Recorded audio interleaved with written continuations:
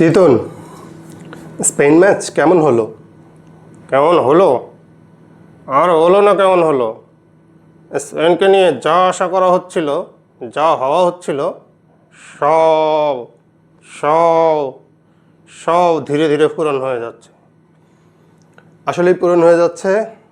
Spain যেভাবে tournament শুরু করেছিল এবং যেভাবে এগিয়েছে, বিশেষ করে প্রথম ম্যাচ ওরা কাবো ভার্দের সঙ্গে যখন ড্র করলো, ওদের ওদের ফেভারিটিজম নিয়ে ওরা টুর্নামেন্টের অনেক বড় একটা দাবিদার, এটা নিয়ে একটা সন্দেহ দেখা দিয়েছিল। সন্দেহ মানে? সবার কি কথা?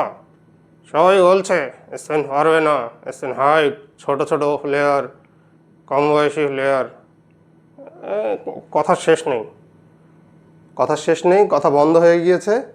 টুর্নামেন্ট যতটা এগিয়েছে, স্পেন ধীরে ধীরে নিজেদের স্বরূপে ফিরেছে এবং অস্ট্রিয়ার মতো একটা দল, যারা গেগেন প্রেসিংয়ে হয়তো ওয়ার্ল্ড বেস্ট, তাদেরকে জাস্ট কোনো সুযোগ না দিয়ে একবারে প্রথম থেকে শেষ পর্যন্ত চেপে ধরে একটা বড় ব্যবধানের জয় দিয়ে ম্যাচ শেষ করেছে।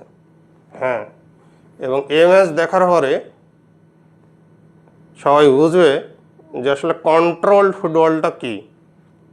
কন্ট্রোল ফুটবলটা কি স্পেন বুঝিয়ে দিয়েছে এবং ওদের প্লেয়াররা পাসে কতটা দক্ষ, পজিশনে কতটা দক্ষ, এটা নিয়ে নিশ্চয়ই আর কোনো কথা হবে না। না, কোনো কথা হবে না, সব বন্ধ হয়ে গিয়েছে। এবং লামিন ইয়ামাল এই ম্যাচে 85 মিনিট খেলেছে।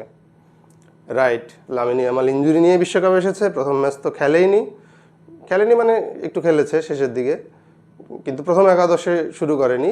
তারপরের ম্যাচ শুরু করেছে, কিন্তু এতক্ষণ কোনো ম্যাচে খেলেনি। হ্যাঁ, এখন খেলবে, এখন সুস্থ হয়ে গিয়েছে এবং কন্ট্রিবিউট করছে। কি ভয়াবহ খেলাটা আজকে দিয়েছে সেটা তো দেখলাম। আর ওদের যে একজন প্লেয়ার 4 গোল করে ফেললো, ও কিন্তু গোপনে গোপনে নিজের কাজটা করে যাচ্ছে। শুধু গোল করাতেই না, স্পেনের খেলা ওরকম ইন্ডিভিজুয়াল স্ট্রাইকার ওদের নেই। লামিন ইয়ামাল বা ওলমো বা নিকো উইলিয়ামসের উপর যে আলো আছে, বা মাঝমাঠে পেদ্রি, রদ্রি, এরা এতটা কথা হয় না, কিন্তু অ্যাজ এ টিম স্পেন এই বিশ্বকাপের অন্যতম সেরা। সেটা তো বটেই। আরেকটা জিনিস, ফ্রান্স যেভাবে এগোচ্ছে, এখন সবাই বলাবলি করছে, শুনে হাসি হচ্ছে। ফ্রান্সকে শুধু এখন স্পেনই থামাতে পারে, আর কেউ মনে হয় না পারবে। আসলেই ফ্রান্স যে গতিতে এগোচ্ছে এবং যে মানের ফুটবল খেলছে, যে ভয়াবহ গতি, একসাথে পুরো টিম একবারে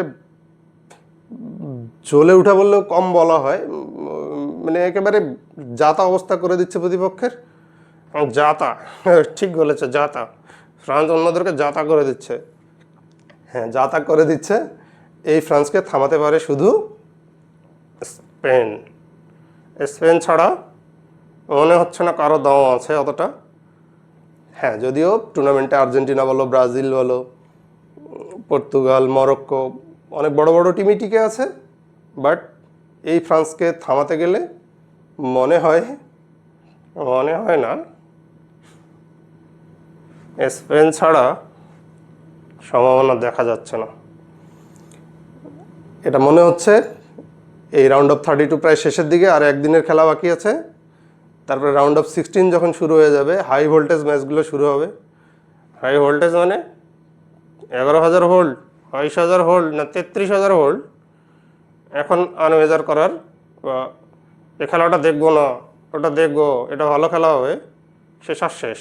এখন সব 33,000 ভোল্ট, 1,00,000 ভোল্ট। 1,00,000 ভোল্ট মানে জানো? যেটাই হোক ওটাই। আচ্ছা, যেটাই হোক ওটাই। আসলে তিতুন যেটা বলতে চাচ্ছে সেটা হচ্ছে, এই ম্যাচগুলো কোনোভাবে আর মিস দেওয়া যাবে না। ইনফ্যাক্ট স্পেনের সাথে মেবি পর্তুগালের খেলা পড়ছে। হ্যাঁ, যদি পর্তুগাল পরের ম্যাচটা জিতে আসবে ক্রোয়েশিয়া, তো ওটাও একটা হাই ভোল্টেজ ম্যাচই হচ্ছে। দেখা যাক। তবে স্পেনের জায়গায় চলে এসেছে, সবাইরে থ্রেড দেওয়া সবাইরে থ্রেড দেওয়া শুরু করেছে এবং বলছে আমরা চ্যাম্পিয়ন। চ্যাম্পিয়ন। তবে স্পেন কতদিন পরে আজকে জিতলো নকআউট পর্বের ম্যাচ জানো? আমি জানবো না? আমি জানবো না তা কে জানবে? তুমি? আচ্ছা বলো সেটা। 2010-এর পরে, মানে যেবার ওরা চ্যাম্পিয়ন হলো, তারপর প্রথম একটা ম্যাচ ওরা নকআউট পর্বে জিতলো। এটা একটা বিশেষ ঘটনা। মাঝখানে ওদের বিশ্বকাপে ভালো সময় যায়নি, কিন্তু এবার ব্যতিক্রম। ব্যতিক্রম না, এবার ওরা যা টিম নিয়ে এসেছে এটাই স্বাভাবিক। এটাই স্বাভাবিক। ঠিক আছে, স্পেন এই বিশ্বকাপের একটা awesome team. Awesome team. Spain is awesome, Yamal is awesome.